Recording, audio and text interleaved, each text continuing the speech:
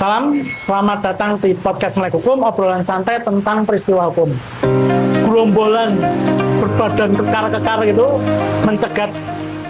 Sering lihat nih, banyak debt collector yang narik benda jaminan di jalanan.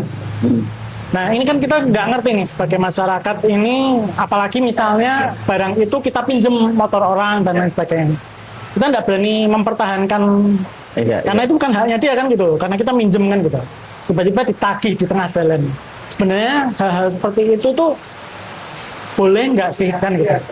Nah, tapi sebelum kita jauh membahas tentang debt collector menarik benda jaminan, pembiayaan barang bergerak ini, kita perlu tahu dulu Pak, apa sih pembiayaan untuk benda bergerak ini dan apa pengikatnya seperti itu?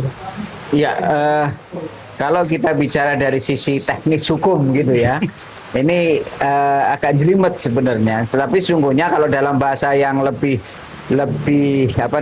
sederhana, sesungguhnya ketika kita membutuhkan sebuah objek ya, kemudian karena ketidakmampuan kita dalam segi keuangan, kemudian kita meminta bantuan lembaga keuangan, apakah itu perbankan atau kemudian sekarang kan bahkan yang lebih lucu lagi sekarang dealer-dealer itu atau penjual-penjual motor atau mobil itu justru dia sudah bekerja sama dengan lembaga keuangan masing-masing gitu. Jadi masing-masing punya, bahkan di distributor aja kita ada Astra Finance dan lain sebagainya, artinya yang lebih besar aja sudah model semacam itu. Nah, sesungguhnya dari situlah kemudian muncul istilah kalau pembiayaan, kemudian ada istilah, kemudian kalau fidusia itu kan dalam pengertian yang lama, berarti dari zaman Belanda pun istilahnya ada ketika pengikatan dengan jaminan barang bergerak, itu adalah istilahnya fidusia. Artinya bahwa benda yang dijaminkan itu adalah benda bergerak. Kalau hipotek kan tidak bergerak begitu. Nah, itu perbedaannya kalau dari si teknis hukum. Tetapi dalam teknis di masyarakat ini, masyarakat tidak akan mengerti fidusia atau hipotek dan sebagainya. Yang jelas ketika membutuhkan sebuah misalnya kendaraan begitu, kemudian dia akan minta bantuan lembaga keuangan. Bisa jadi lembaga keuangan itu adalah yang resmi adalah banknya, atau bahkan lembaga keuangan yang sudah bekerja sama dengan penjual-penjual distributor kendaraan-kendaraan yang dibutuhkan itu, sehingga ya datang saja ke distributor penjualan, kemudian sudah langsung diurus, walaupun tidak punya uang, bisa saja kemudian dengan syarat-syarat tertentu pulang membawa mobil dengan bantuan lembaga keuangan. Nah, di situ kemudian prosesnya kalau kita bicara secara konvensional kan seolah-olah jadi lembaga keuangan itulah yang membeli barang tersebut, kemudian si nasabah lembaga keuangan, bukan pembeli itu, nasabah lembaga keuangan itulah menggunakan dengan cara yang membayarkan pembeliannya dari lembaga keuangan, bayar kepada dealernya, kemudian nasabahlah yang membayar kepada lembaga keuangannya.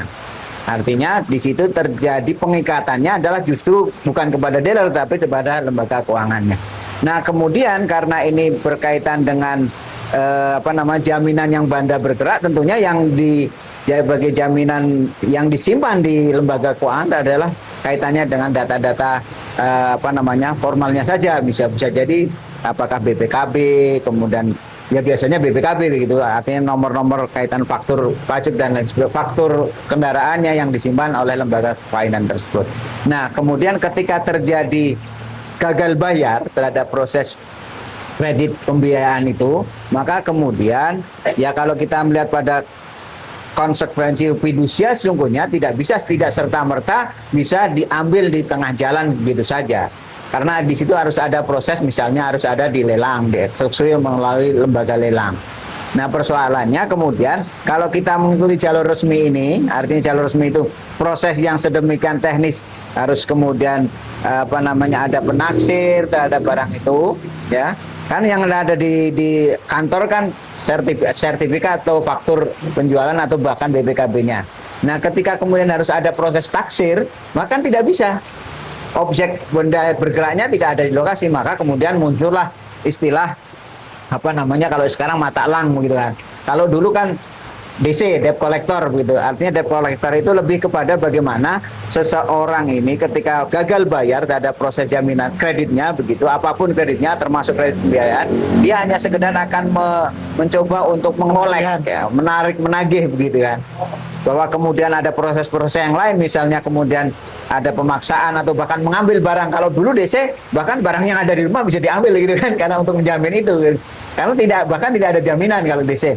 Nah sekarang karena lebih fokus kepada objek benda bergerak itu adalah bisa unit kendaraan, maka kemudian pekerjaan debt collector ini tidak hanya kepada mengkolek atau menarik tagihan-tagihan itu, tapi sampai kepada bagaimana kemudian mengambil dalam tanda kutip mengambil objek benda bergerak yang menjadi jaminan fidusia tersebut.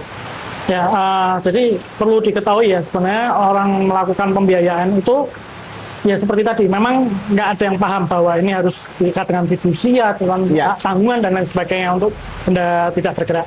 Nah, sebenarnya kan seorang yang melakukan pembiayaan atau tadi tidak punya kemampuan untuk membayar secara cash, maka dilakukan secara kredit dengan melalui lembaga keuangan seperti itu. Nah, maka lembaga keuangan harus memegang jaminan seperti BPKB itu tadi ya Pak, seperti yang Pak Budi katakan, yang kemudian diikatnya adalah melalui fidusia. Artinya benda yang dijaminkan ini BPKB tadi menjadi milik lembaga keuangan, lembaga pembiayaan tersebut selama akses kreditnya belum dikuasai, bukan milik. Dikuasai selama pembiayaan kreditnya belum selesai. Kan, gitu. Dan kalaupun ternyata terjadi gagal bayar atau kreditnya macet, maka bisa dilakukan pelelangan. Nah, kembali Pak tadi, sebenarnya kan lembaga keuangan ini kan untuk menjamin agar, karena kan prinsipnya karena ini utang harus punya kewajiban pembayaran kan seperti itu. Makanya biasanya mereka menggait atau adanya kerjasama dengan pihak ketiga seperti debt collector tadi yang mata elang yang disebutkan Pak Budi, untuk hanya sebatas penagihan kredit aja kan seperti itu. Tapi faktanya nggak seperti itu belakangan. Tiba-tiba gerombolan berbadan kekar-kekar itu mencegat pemilik kendaraan ini untuk mengembalikan barangnya atau mengambil secara paksa. Nah, itu sebenarnya ada konsekuensi hukumnya nggak sih? Dan kita harus seperti apa itu untuk kalau memang terjadi semacam itu, ya mau tidak mau kita harus yang pertama mempertahankan. Apalagi kalau kemudian misalnya hanya sekedar meminjam menggunakan motor teman, keluarga atau tetangga begitu, pas di jalan menggunakan motor itu kemudian ada rombongan, kan kita nggak tahu. Betul, makanya ketika tidak bisa mempertahankan, maka yang bisa dilakukan adalah mengajak gerombolan ini kantor polisi terdekat. Itu yang pertama bisa dilakukan. Kalau mereka biasanya kan mereka selesaikan di kantor begitu, artinya diarahkan ke apakah kantor pembiayaannya atau kantor mereka tempat bekerja begitu, maka alternatif itu sangat tidak menyelesaikan masalah. Tapi ajaklah bersama-sama, ayo ke kantor polisi, selesaikan di kantor polisi. Kalau toh di situ ada, nanti kalau mau ya, kalau mau ke kantor polisi, ya diselesaikan di kantor polisi. Terserah bentuk penyelesaian di kantor polisi, nanti akan terbuka semuanya. Apakah benar misalnya objek tersebut dalam proses fidusia atau tidak. Atau kemudian ketika misalnya kita ajak ke kantor polisi terdekat begitu ya, ya tidak mau, ya berarti sudah ada itikat buruk dari mata elang atau apapun namanya itu, yang orang-orang yang oknum tersebut, bahwa ini adalah perbuatan yang tidak benar. Dan memang kalau kita bicara dari hukumnya, tidak bisa kemudian ditarik di tengah jalan itu dengan alasan untuk dalam rangka menarik jaminan gitu kan. Karena apa? Karena ketika proses fidusia tadi, ya jaminan itu harus ditarik adalah dengan melakukan proses pelelangan gitu.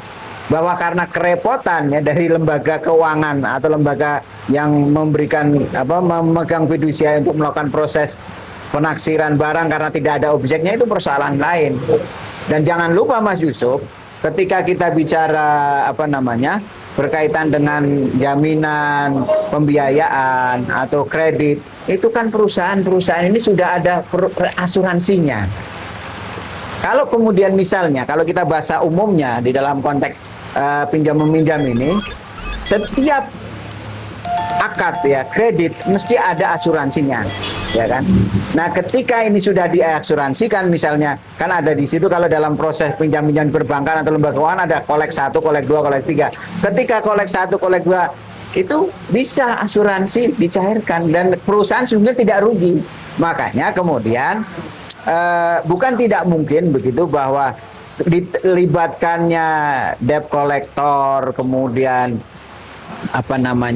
mata elang dan lain sebagainya, ini adalah dalam rangka menaikkan kinerja dari oknum-oknum di lembaga keuangan itu sendiri.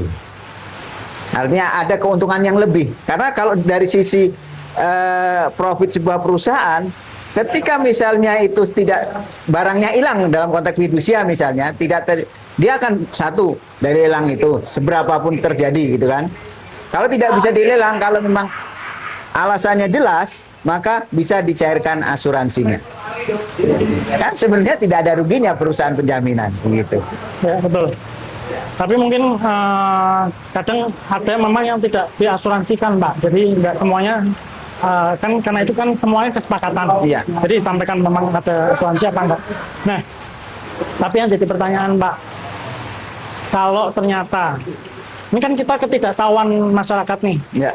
sudah menyerahkan secara sukarela kepada BC tadi itu atau debt collector tadi. Ya. Nah, itu apa langkah hukum yang bisa kita lakukan? Ya, kalau memang kemudian sudah ya di jalan dengan keterpaksaan itu sudah menyerahkan kepada DC begitu, tentunya seberapapun data yang ada di kita harus segera lapor polisi.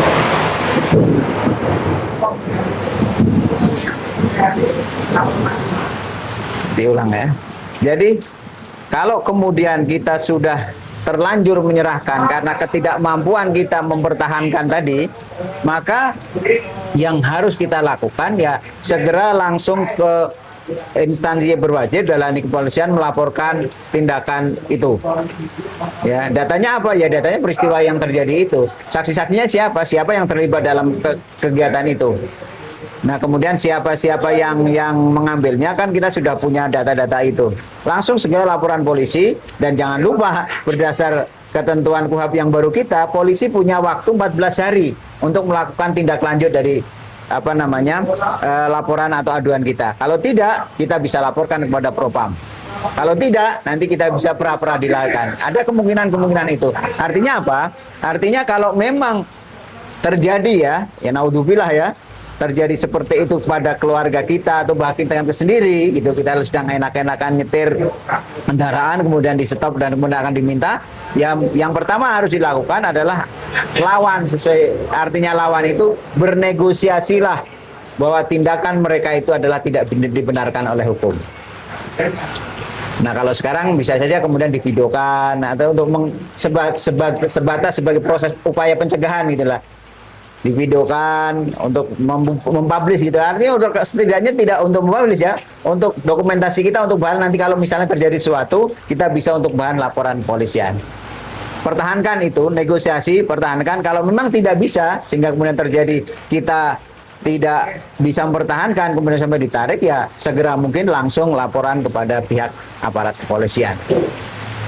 Di jalan kita memang diambil saat diakses itu, kita bisa melakukan perlawanan seperti itu tadi, mempertahankan hak kita. Artinya kalau ternyata ada bahkan kekerasan terhadap fisik kita, artinya maka ada konsekuensi hukum lain kan, gitu kan, bisa laporan polisi atau pidana seperti itu. Hal ini artinya sebenarnya prinsipnya kalau kita tidak punya kemampuan atau ternyata kredit kita mulai macet dengan konsekuensi itu, maka kita bisa sebenarnya melakukan restruktur kan gitu ya Pak? Iya. Untuk memperpanjang masa kredit kita. Jadi sesungguhnya kan proses itu artinya orang nagih di jalan itu adalah ketika terjadi kebuntuan informasi baik dari lembaga keuangannya dengan lembaga pembiayaan dengan nasabahnya begitu. Artinya kemudian ketika misalnya sudah kolek 1 ya, misalnya dalam proses itu ada istilah kolektabilitasnya misalnya sudah sekali misalnya tidak dapat mengangsur, sesegera mungkinlah menghubungi kepada pihak pembiayaan atau debiturnya ya, tentang keterlambatan itu, sehingga nanti ada proses renegosiasi ulang, apakah bentuknya restrukturisasi dan lain sebagainya, itu bisa dinegosiasikan. Artinya ketika informasi antara lembaga pembiayaan dengan kita selaku nasabah itu terbuka, maka tidak akan mungkin terjadi tindakan-tindakan yang menggunakan tadi di luar batas batas kesopanan kepatusan sebagai seorang yang sebagai nasabah dari sebuah perusahaan begitu. Baik Pak, sebenarnya menarik, ini bisa kita diskusikan lagi. Ya. Cuman karena keterbatasan waktu, jadi sebelum ditutup Pak, mungkin ada yang perlu disampaikan. Ya, sesungguhnya kalau kita bicara tentang penarikan paksa kendaraan di jalan dan lain sebagainya, itu adalah dari sudut pandang hukum apapun itu tidak bisa dibenarkan begitu. Artinya ini menjadi sebuah tindak pidana tersendiri atau perbuatan melanggar hukum tersendiri. Apakah itu tindak pidananya pidana apa juga bisa perdata, itu persoalan yang lain. Tetapi itu tidak dibenarkan. Persoalan yang harus diselesaikan kemudian adalah bagaimana kemudian ketika kemudian kita mengajukan sebuah proses pembiayaan itu, maka setidaknya kita harus tahu klausul baku apa. Jadi klausul baku itu kan berisi tentang konsekuensi-konsekuensi yang harus ditanggung oleh para pihak ketika melakukan kontrak apapun begitu. Nah, di klausul baku itu biasanya akan diterangkan kalau kita diminta begitu. Tapi sesungguhnya kalau kita bicara hukum perdatanya, itu menjadi kewajiban seluruhnya. Artinya pelaku usaha harus menyampaikan klausul baku kepada nasabahnya. Nah, setidaknya kita tahu klausul baku ketika terhadap sebuah proses akad yang kita lakukan. Dengan itu kita akan tahu apa hak dan kewajiban kita. Nah, ketika terjadi kita tidak bisa memenuhi satu kewajiban atau satu prestasi terhadap akad tersebut, maka segeralah menghubungi pihak yang lainnya begitu. Sehingga terjadi keterbukaan informasi kedua belah pihak, yang kalau kita bicara pada posisi perjanjian akan terjadi kesepahaman untuk melakukan proses negosiasi selebihnya. Baik, terima kasih banyak Pak Budi atas penyampaiannya. Semoga penonton Melek Hukum ini bisa mendapatkan gambaran bahwa apa langkah hukum yang harus dilakukan ketika terjadi hal-hal seperti itu. Nah, kembali saya mengingatkan kepada penonton setia Melek Hukum untuk komen atau bertanya tentang masalah hukum apapun ataupun tema yang perlu kita bahas dalam podcast Melek Hukum. Sekali, Mas Yudi. Dan kita juga tak lupa mengingatkan untuk bantu dukung support podcast kita dengan cara like, share maupun komen. Sekian mungkin dari kami. Terima kasih Pak Budi. Salam.